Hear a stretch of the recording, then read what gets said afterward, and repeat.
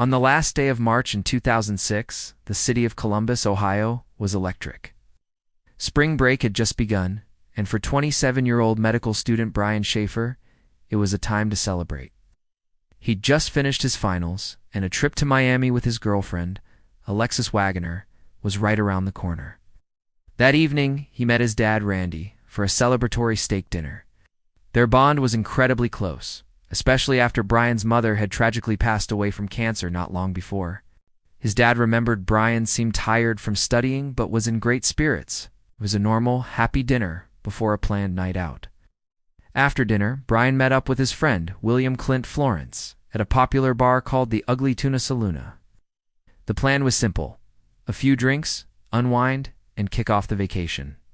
Security cameras caught Brian, Clint, and another friend, Meredith Reed, riding the escalator up to the bar's second-floor entrance around 9 p.m. The place was packed with students. The group had some drinks and mingled in the crowd. Around 10 p.m., Brian called his girlfriend, Alexis. He told her he loved her and couldn't wait for their trip. It was the last time she ever heard his voice. As the night went on, the cameras continued to roll. At about 1:15 in the morning, Brian is seen on camera just outside the bar's entrance. He's chatting casually with two young women. He says goodbye to them, turns around, and walks back towards the entrance of the Ugly Tuna. He steps out of the camera's view, seemingly to go back inside. And then nothing. Brian Shaffer was never seen again. Not on camera, not by any credible witness. He simply vanished. The single piece of evidence that turned this case into one of America's most famous mysteries is that surveillance footage. The Ugly Tuna Saloona had only one public entrance and exit, that escalator on the second floor. Security camera was pointed directly at it, recording every single person who came and went. Investigators watched hours of that tape, searching for the moment Brian left. They saw him arrive. They saw him step outside for that brief chat. They saw him turn to go back in. But they never, ever saw him leave. This created an impossible puzzle. How does a man walk into a building and never walk out? His friend Clint and Meredith were both seen leaving on the camera when the bar closed. But Brian is just gone. Police considered everything. Could the camera have glitched at the exact moment he left? Technicians found no issues. The footage was continuous. Could he have worn a disguise? They analyzed every single person who left, looking at hats, hoodies, anything that could hide a face. But no one matched Brian's height, build, or the clothes he was wearing when he arrived. The only conclusion the video offered was that Brian Shaffer entered the Ugly Tuna Saloona and did not leave through the public exit. So if he didn't walk out the front door, what happened to him inside that crowded bar? The first real alarm was sounded the next morning. Brian and Alexis were supposed to leave for Miami. When he didn't show up and didn't answer his phone, she knew something was very wrong. This wasn't like him at all. She called his phone over and over, but every call went straight to voicemail. By Sunday, with still no contact, Alexis and Brian's father, Randy, were frantic. They reported him missing. Police went to his apartment. It was completely normal. His car was parked outside. His bags for the trip weren't packed. Everything suggested he planned on coming home that night. Investigators then descended on the Ugly Tuna Saloona. They searched every inch of the place, from the bar floor to the bathrooms to staff-only closets. Looking for any sign of a struggle or any clue at all, the staff was interviewed, but on such a busy night, no one remembered seeing anything unusual involving Brian. As days turned into weeks, the search grew. Volunteers put up thousands of missing posters. Divers searched the nearby Alentian River. Search teams combed through parks and empty lots. But every lead went cold. Brian Shaffer had vanished without a trace, leaving only questions behind. The police had to go back to the people who were with him that night, and the person with the most information was his friend, Clint Florence. His account of the night would quickly become a huge point of contention. According to Clint, the night was totally normal.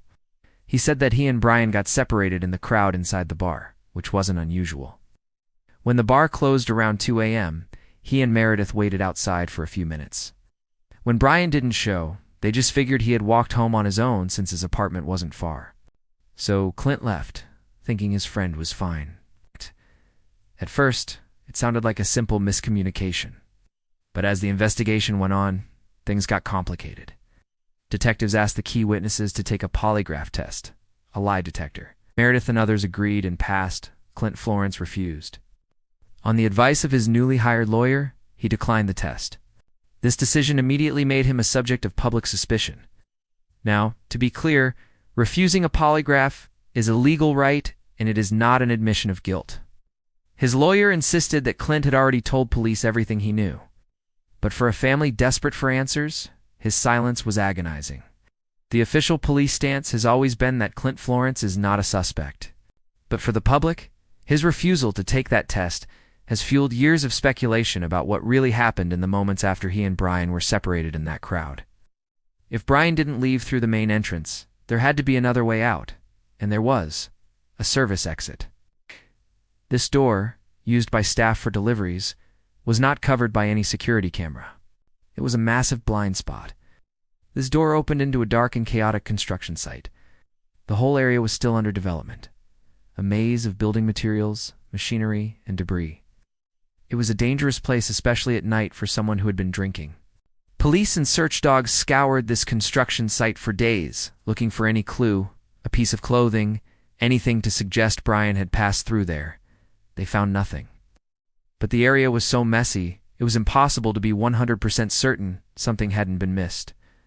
This led to the most popular theory: foul play. Did something happen to Brian inside the bar? What? An argument? An accident? And did someone then use that unmonitored service exit to remove him from the building, using the dark construction site as cover? This would explain why he was never seen leaving on camera. No, but it would have required an incredible conspiracy of silence. In a bar packed with hundreds of people, could a fatal altercation have happened with absolutely no witnesses coming forward? Over the years, theories have ranged from the plausible to the bizarre. Some wonder if Brian, who was grieving his mother, decided to walk away and start a new life. But his family insists he never would have done that without a word, especially not to his father and girlfriend, whom he adored. His bank accounts and credit cards were never touched again. His phone pinged a cell tower about 14 miles away in a town called Hilliard later that night. But police couldn't determine if it was a real ping or a technical glitch. The two women he was seen speaking with on camera were identified, and they had no new information. They were just making small talk. The case took another tragic turn in 2008. A violent windstorm knocked over a tree in the backyard of Brian, his father Randy Shaffer. While clearing the debris, Randy was tragically killed in a freak accident. He had spent the last 2 years of his life relentlessly searching for his son. He had even started a website and followed every single lead, no matter how small. His death meant that the person who fought the hardest for Brian was now gone too. To this day, the disappearance of Brian Shaffer remains unsolved. He is a face on a missing poster, a ghost on a security camera, a man who walked into a bar and never walked out. What happened inside the Ugly Tuna Saloona on that spring break night? Was it a tragic accident, a calculated act of violence, or something else entirely? Cameras saw him arrive, but they hold no answers about where he went. And all we are left with is the haunting, silent footage of a young man on the verge of a bright future, taking his final steps before vanishing from the world. Thanks for watching. If you have any information about the disappearance of Brian Shaffer, please contact the Columbus Police Department. Don't forget to follow for more true crime stories. The bar, the Ugly Tuna Saloona, should have been the key to solving this mystery. It was the one place Brian was last seen. Instead, it became a sealed box, holding its secrets tight. The service exit, that tantalizing possibility, was never proven. No one saw him use it, and no evidence ever placed him near it. The one location that held all the answers offered no escape route for the truth. In any modern missing person case, the digital trail is one of the first places investigators look, and Brian Shaffer's case was no different. Detectives pored over his cell phone records and bank accounts, hoping for a clue, any clue at all. What they found was a sudden, complete stop. A digital silence that was as abrupt as his physical disappearance. His phone was used for the last time at 10 p.m. that night when he called his girlfriend Alexis. After that, every call went straight to voicemail. The phone was either turned off or the battery died. Cell tower pings were inconclusive, only placing the phone in a wide area that frustratingly included the bar itself. His bank accounts and credit cards also went completely silent. Not a single transaction. No ATM withdrawals, no purchases, nothing. This total lack of financial activity was a huge blow to the theory that he'd run away. It's almost impossible to get by in today's world without leaving some kind of financial footprint. Brian's had vanished. It painted a grim picture. Someone planning to disappear would need money. They'd likely withdraw cash beforehand or figure out a way to access funds. Brian did none of that. His life, as told by his electronic data, just stopped. It was as if someone flipped a switch at 2 in the morning, and his entire existence powered down. For his family, this silence was deafening. Strongly suggested that Brian wasn't in control. He wasn't choosing to be out of touch. He was unable to make contact. The lack of any trail after he went back into that bar supports the darker theory's foul play or a tragic accident. It suggests his fate was sealed inside those walls, far from any phone or keyboard. No one felt the weight of Brian's disappearance more than his father, Randy Shaffer. He had already lost his wife, Faye, to cancer just a year before. The thought of losing his only son was an unbearable burden. Randy dedicated the rest of his life to finding Brian. He became the public face of the investigation, a tireless advocate who refused to let his son's case go cold. Randy worked relentlessly with police, following up on every single tip, no matter how strange. He ran a website for the search and offered a reward for information. Out of sheer desperation, he even consulted with psychics, hoping anyone, anywhere, could offer a sliver of hope or a new direction. He appeared in the media many times, his pain obvious as he pleaded for the public's help. For Randy, the worst part was not knowing. He said he could eventually accept any outcome, even the worst, but the ambiguity was a constant form of torture. He was Brian's voice, making sure his son was never just a statistic. Tragically, Randy's search came to a devastating and bizarre end in September 2008. During a severe windstorm, a branch from a tree in his yard broke off and fell, killing him instantly. It was a cruel, random act of nature that silenced the case's most persistent voice. At the time of his death, a Find Brian bumper sticker was still on his car. With Randy gone, the public momentum of the investigation slowed.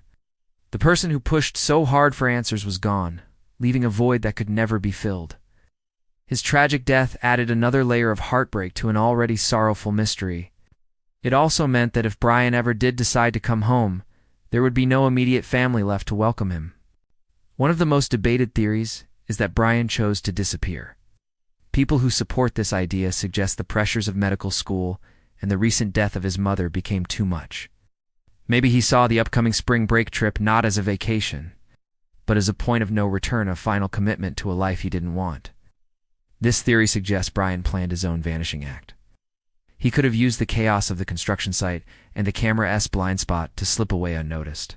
From there, maybe he had a ride arranged or just walked away into the night, leaving his old life behind. Some have speculated that his dream wasn't to be a doctor, but something else, maybe related to his love for music and bands like Pearl Jam. In this scenario, isn't a victim, but the architect of his own escape from a life he found suffocating. You have a theory about what happened to Brian? Let us know in the comments. We read every one. And the community of online detectives is vital in keeping cases like this alive. Your perspective could spark a new way of looking at the evidence. However, this theory of a voluntary disappearance, while intriguing, is full of holes. It asks us to believe that a man who seemed happy, was in love, and was close to his father would inflict such lasting pain on them without a single word. And the complete lack of a financial trail makes this scenario even harder to believe. First and foremost was his relationship with Alexis. By all accounts, they were deeply in love and planning a future together. He was expected to propose to her during their trip to Miami. It seems inconceivable that he would just abandon her so cruelly. Plus, his academic performance was excellent. Medical school is a long, hard road. Brian was well on his way to becoming a doctor, a goal he'd worked toward for years. Oh, yeah. To abandon that dream right on the cusp of success seems highly unlikely for someone described as so driven. But the biggest piece of evidence against this theory is that absolute lack of any digital or financial footprint. To start a new life, you need money. Brian didn't drain his bank account. He didn't sell his things. He didn't create a new identity. He simply ceased to exist financially. This suggests an unplanned, abrupt end, not a carefully planned escape. His friends and family have always rejected this idea. They describe Brian as responsible and caring, the last person who would intentionally put his loved ones through this, especially his grieving father. The person they knew wasn't capable of such a cold act. Considering all these factors, the voluntary disappearance theory just doesn't hold up. So if Brian didn't leave on his own, the most likely alternative is foul play. This theory suggests something happened to him inside the Ugly Tuna Saloona, or right after he left, through an unseen exit. An argument, an accidental fall, or a premeditated attack could have led to his death inside the bar or in the nearby construction site. The crowded, noisy bar would have provided cover. A space packed with hundreds of people, a brief, violent encounter could easily go unnoticed. If Brian was killed or seriously injured, those responsible would have had a very small window to hide what happened. This is where that unmonitored service exit becomes so crucial to the foul play theory. Police have never publicly named any suspects, but the theory persists. Is it a random stranger or someone Brian knew? Without anyone coming forward to report a fight or any kind of disturbance involving Brian, it's impossible to know. That silence from potential witnesses is one of the most frustrating parts of this case.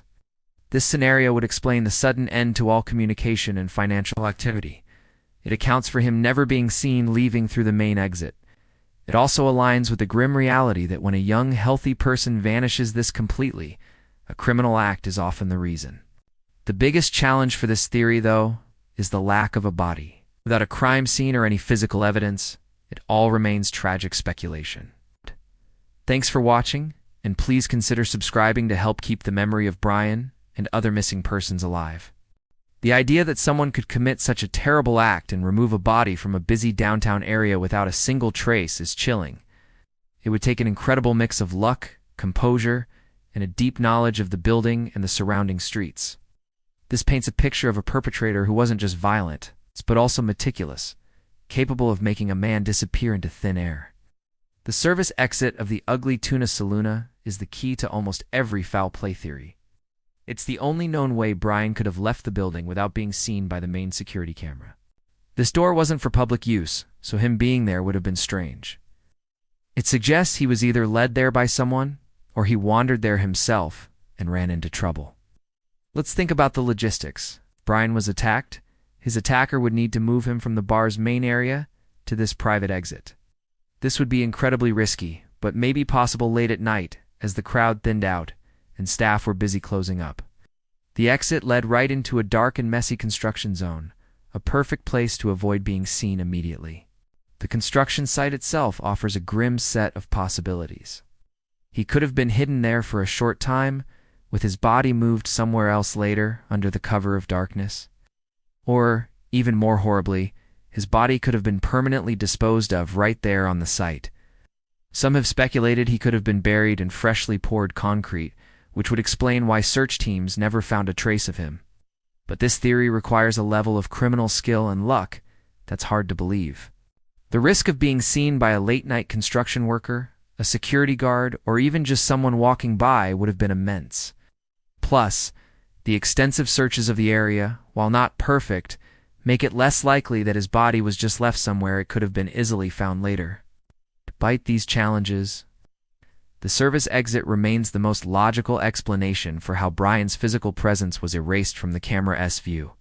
It stirred the wrong door from the video's to telepath to a place he was never meant to be, leading not to safety, but to a permanent and silent disappearance from the world he knew. Beyond foul play or a planned escape, there is a third, tragic possibility: a simple, fatal accident. In this scenario, Brian, maybe a bit disoriented from drinking, might have decided to explore or look for another way out of the bar. He could have found his way to the service exit and wandered into the dangerous, poorly lit construction site all on his own. The construction area was full of hazards: open pits, rebar, heavy equipment, and unstable ground. Simple misstep could have led to a catastrophic fall. He could have fallen into a deep hole, gotten trapped under debris, or suffered an injury that left him unable to call for help. In the darkness and confusion, he might have succumbed to his injuries before anyone could find him. This theory has the advantage of being simple. Doesn't need a murderer or a complex conspiracy, just a tragic string of events. It would also explain why he vanished so completely. If he fell into an area that was later covered by construction work, his remains might be sealed away, possibly forever. It also fits with the sudden stop of all communication and the lack of any activity on his accounts. However, this idea is challenged by how thorough the initial searches were. Law enforcement and volunteers, including teams with cadaver dogs, scoured that construction site. While it's true that a chaotic place like that could hide a body, it seems unlikely that a full search would turn up absolutely nothing. No clothing fibers, no blood, no sign of him at all. Ultimately, the accident theory is a plausible but unproven alternative. It paints a picture of a night of celebration ending in a solitary, unforeseen tragedy. It suggests the wrong door Brian opened wasn't one that led to an attacker, but to a treacherous landscape where a single moment of bad luck could have fatal consequences, hidden from the view of the world. In cases with no clear answers, speculation often fills the void, sometimes in very strange ways. One of the most persistent, though unproven, details in Brian Shaffer's case is a supposed connection to the band Pearl Jam. Brian was a huge fan. A cryptic post on the official Pearl Jam vinyl website S-Forum showed a map of Columbus with a skull over the Ugly Tuna Saloona, which some took as a bizarre clue. This, combined with a psychic claim that Brian's body was in water near a structure with a pier-like shape, or PIE, led some amateur detectives down a rabbit hole. They connected the letters to the band's song titles, trying to find a hidden message. While fascinating to a community desperate for clues, these connections have never been proven by law enforcement and are considered just coincidences. The involvement of psychics was a path Brian's father, Randy, took out of sheer desperation. He met with several who offered different visions.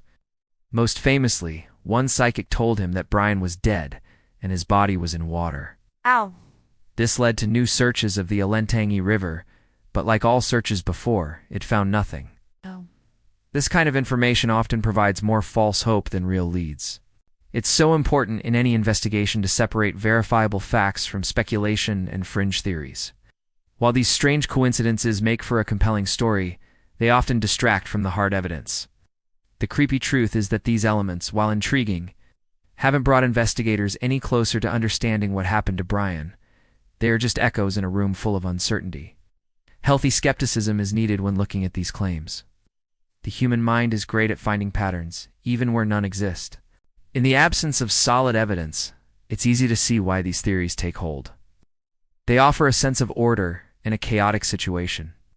But the fact remains that no psychic vision or musical coincidence has ever answered the central question. Years have passed since Brian Shaffer was last seen. The Ugly Tuna Saloona has since closed its doors for good. The construction at the South Campus Gateway is long finished, and new buildings stand where the messy lot once was. The physical landscape of his disappearance has changed, but the mystery is frozen in time, an unsolved puzzle that continues to haunt Columbus, Ohio. The official investigation is now a cold case. While it's technically still open, there are no active leads or persons of interest. Detectives have exhausted every avenue the evidence provided. Without a new witness, a confession, or the discovery of Brian's remains, the case will likely stay in this state of limbo, a permanent file in the missing persons archives. For his remaining family and friends, the pain is constant. Not having closure is a uniquely cruel kind of grief. Every news story about a discovered body brings a moment of anxiety, a morbid hope that they might finally have an answer. His girlfriend at the time, Alexis, has since married and started a family, but has said in interviews that she still thinks of Brian and checks for news on his case. The vacuum left by the official investigation has been filled by a dedicated community of online sleuths. On forums like Reddit and Web Sleuths, the details of Brian's case are endlessly debated. These communities keep his story alive, making sure he isn't forgotten. Occasionally, a new theory will surface, sparking a flurry of discussion, but none have broken the case open yet. This is the long, quiet aftermath of a sensational disappearance.